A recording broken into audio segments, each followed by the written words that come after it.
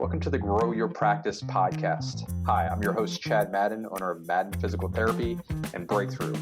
Join me each week as we dive into the best practices, systems, principles, tips, and tricks to help you grow your private practice. Today, we're going to talk about number one single biggest pitfall in branding your private practice. And first thing that I want to do is go through the history of branding and where branding comes from and the idea that branding and how it fits into marketing. So if I were to think about branding under the umbrella of marketing, I would first define marketing as we had before on the Grow Your Practice Live here previously. Marketing is really positioning. So if you think about somebody in your area and they're suffering with some sort of physical issue where they're seeking out your services, such as rotator cuff and shoulder problem, back pain and sciatica, pelvic floor issue, balance and dizziness, whatever it is that you help with your services, if somebody is suffering with that, you have to think about all the different treatment options that they have. So, for example, this morning I went to pick up my car at the Tire Mart, and the person behind the counter who was taking my payment, somebody chimed in that the cashier was suffering with back pain and sciatica. And, could I do anything for that? Well, I asked, what had she done so far? And she's really been through the ringer. So she's done like thermacare, hot packs. She went to the ER, urgent care. They have her on 3 different prescriptions of muscle relaxer and anti-inflammatory medication, and also pain medication. Prior to that, she took over the counter medications. She went and had diagnostic imaging that somebody said that she needs surgery. Somebody else said that she needs an injection. So, and that's primarily just in the medical system.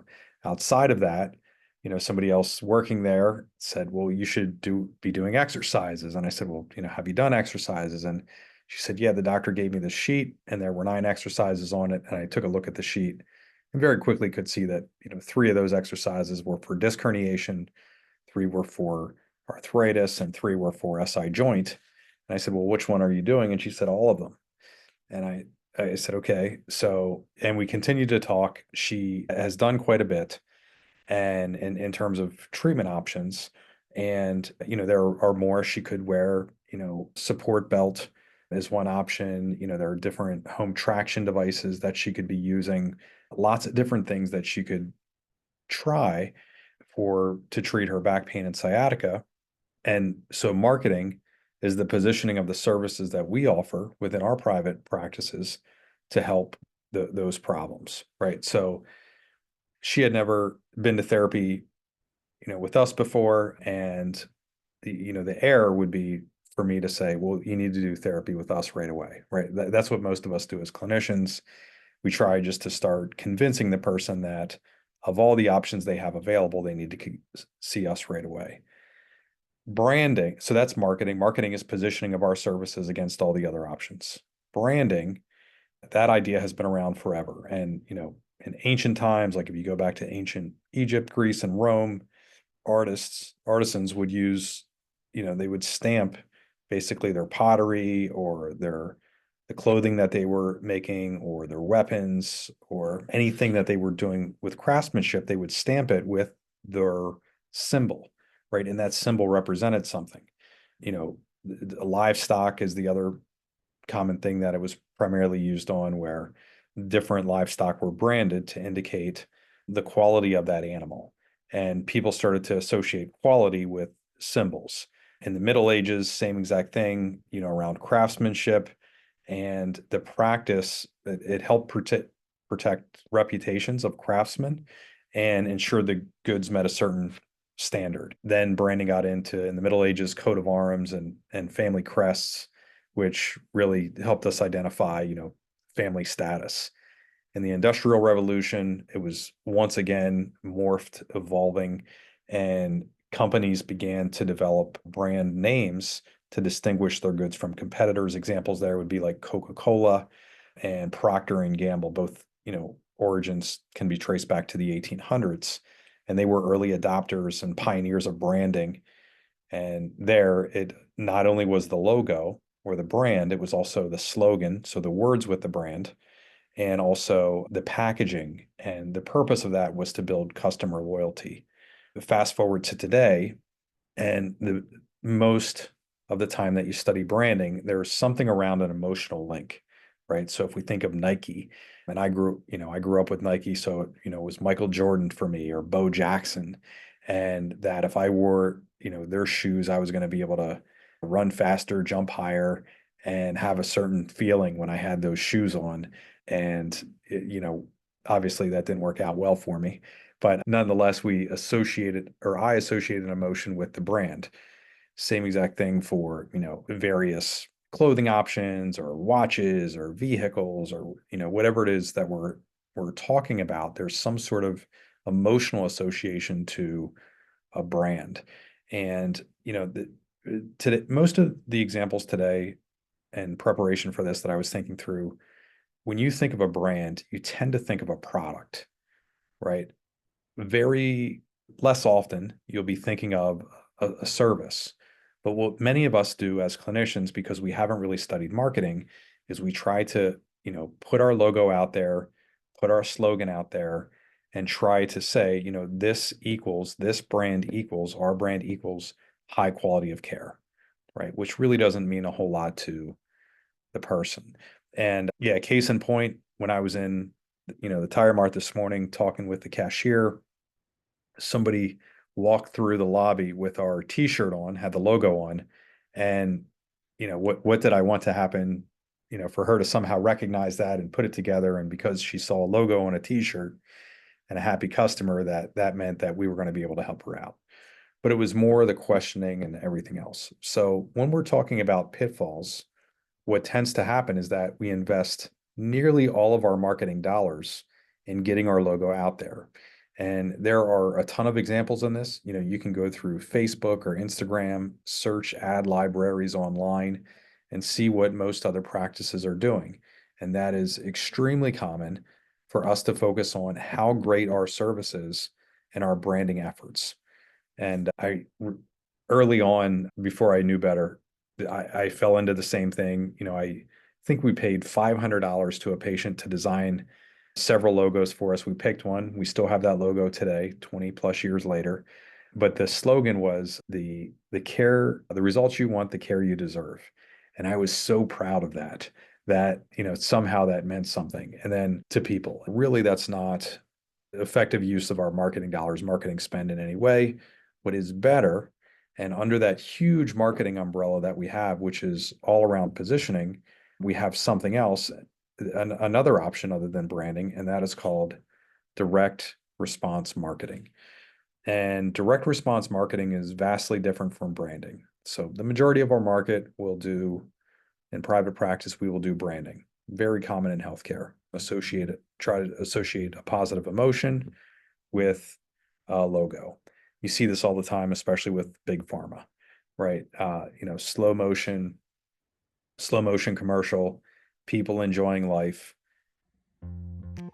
Before we continue with this episode, here's a word about our course, Profitability Under Pressure. What are the 4 ways practice owners are increasing their revenue per visit in today's market? Chad Madden here, introducing you to the Profitability Under Pressure program. This is a 90-day masterclass designed to help you build a financial system in your private practice to improve your revenue per visit and your bottom line profit margin. Many practice owners like you are facing declining reimbursements and increasing operational expenses. It's more expensive to provide care. This makes it harder to maintain the financial health of the practice. The Profitability Under Pressure program compiles the processes working for practice owners today into one system to help you increase profit margins, regain your time, and help more people in your community. With our program, you'll learn how to conduct a profit leak audit, how to create a plan for profit, and how to use the 4 profit levers to increase your revenue. Plus, you'll enjoy a complimentary 90-day trial of our patient demand software and access to our exclusive Insider Circle community. Don't just take my word for it. Hear from practice owners like Lance Gross, who added $1.1 million to his bottom line, and Peg Ray, who got her finances under control after 4 decades in practice, or Jeff Gersh, who saved time by getting the cheat sheet to increase profitability. Don't let this opportunity slip through your fingers. Apply today for the Profitability Under Pressure program and start increasing your profits by $10,000 or more in just 90 days. Click the link below to join the waitlist now. Secure a more stable financial future for your practice. Apply now and join the ranks of successful PT practice owners who have transformed their businesses with our program. Apply today. Thank you for listening this far. Now back to the episode. They're talking about a problem and all the, all the precautions with the drug and everything else that they have to reveal because of the FDA regulation and advertising. But it's typically slow motion video of people enjoying life. And that is repeated over and over again to try to, help us buy more prescription medications. And oddly, it's working very well. So that may work for them. For us, with a service, I have not seen that work extremely well yet, at least not trackable. And the counter to big pharma would be they have significantly more dollars to create and get the word out than we do. Medicine has much larger profit margins than the services that we're selling, right? Our cost of employment is going through the roof. Our reimbursements are going down. We just don't enjoy, most of us don't have $1 million marketing budgets plus to buy Super Bowl ads or, back page of the New York Times or something like that. So we have to rely on something a little more scientific, and that in doing so, it's called direct response marketing. And what direct response marketing involves every single time is first focus not on us and the messaging, right? It's a focus on the reader, on the consumer, attention on them. And it also involves some call to action. The third component of direct response marketing is there's usually an offer. So, and it can be an offer of three things. You can offer a product, so that, in my case, might be like a piece of TheraBand or a stress ball or TheraTubing or some sort of swag, which stands for stuff we all get.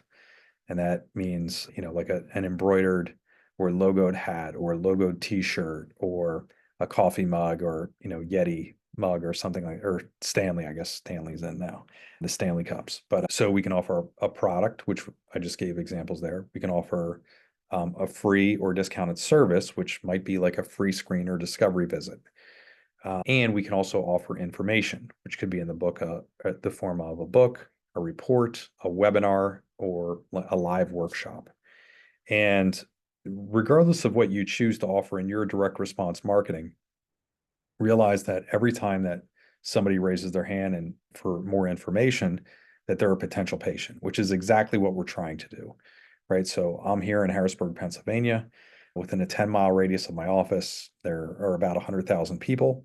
And, let's say this month we wanted to attract balance and dizziness, people with balance and dizziness issues, right? So that's not 100,000 of the 100,000 people.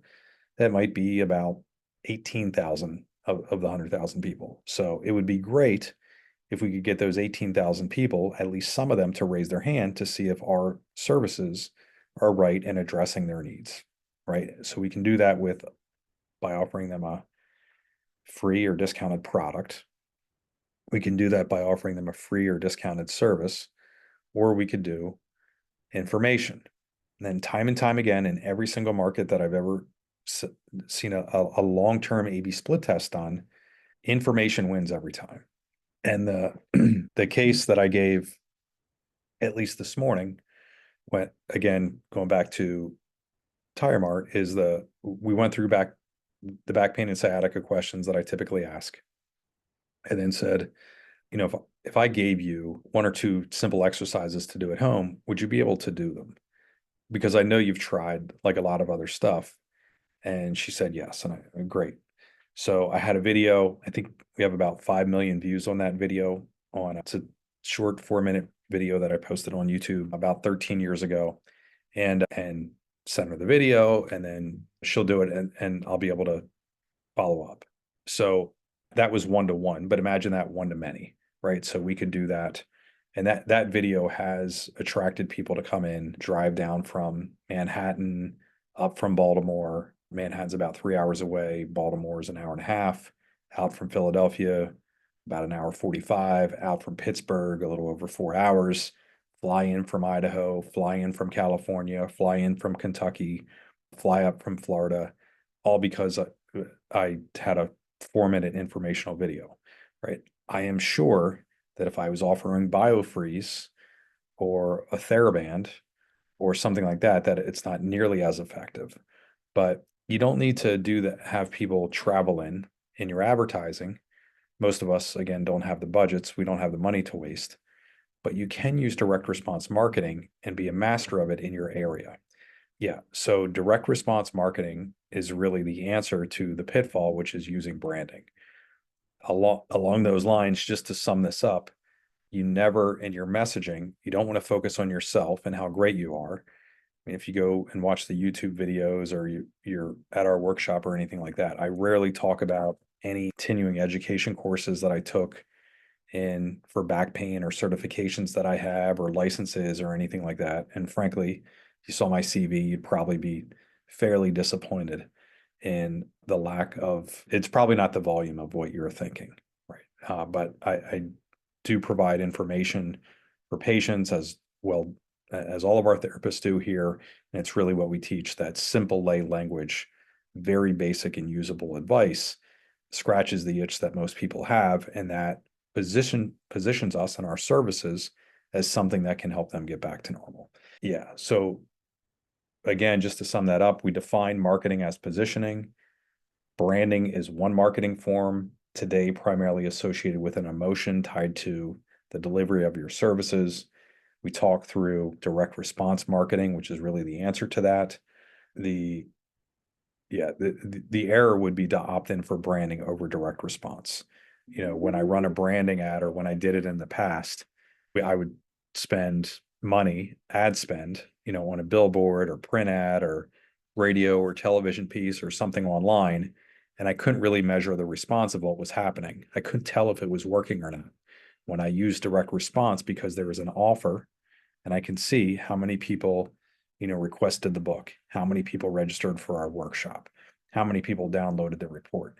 When I do use direct response, we get a very trackable result, and I can be much more scientific with that. So, and again, we went over the messaging as well, which is really should be focused more on the patient and what's in it for them, that potential patient, and speaking to their pains. Along those lines, since I mentioned the video, I worked with somebody who ran a survey funnel. Daniel ran a survey funnel for us off of that one video, top 3 exercise for back pain and sciatica, I think is what it's called. Maybe sciatica and pinched nerve. But in that video, Daniel surveyed 3,100 back pain and sciatica sufferers from all over the world.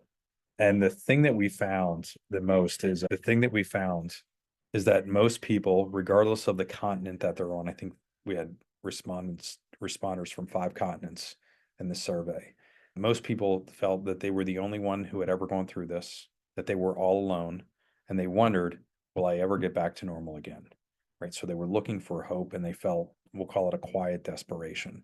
So that's very important to understand in the behavioral psychology, and linking that, like once we had those survey results and we understood what people were looking for, that, product or a discounted service likely will not answer that as well as a piece of information.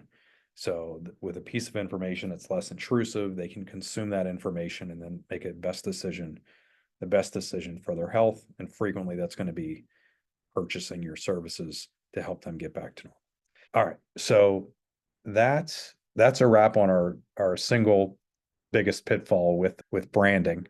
Again, you want to avoid branding. Make sure you're using direct response marketing as a clinician. Thank you for tuning in to the Grow Your Practice Live. What are the 4 ways practice owners are increasing their revenue per visit in today's market? Chad Madden here, introducing you to the Profitability Under Pressure program. This is a 90-day masterclass designed to help you build a financial system in your private practice to improve your revenue per visit and your bottom line profit margin. Many practice owners like you are facing declining reimbursements and increasing operational expenses. It's more expensive to provide care. This makes it harder to maintain the financial health of the practice. The Profitability Under Pressure program compiles the processes working for practice owners today into one system to help you increase profit margins, regain your time, and help more people in your community. With our program, you'll learn how to conduct a profit leak audit, how to create a plan for profit, and how to use the 4 profit levers to increase your revenue. Plus, you'll enjoy a complimentary 90-day trial of our patient demand software and access to our exclusive Insider Circle community.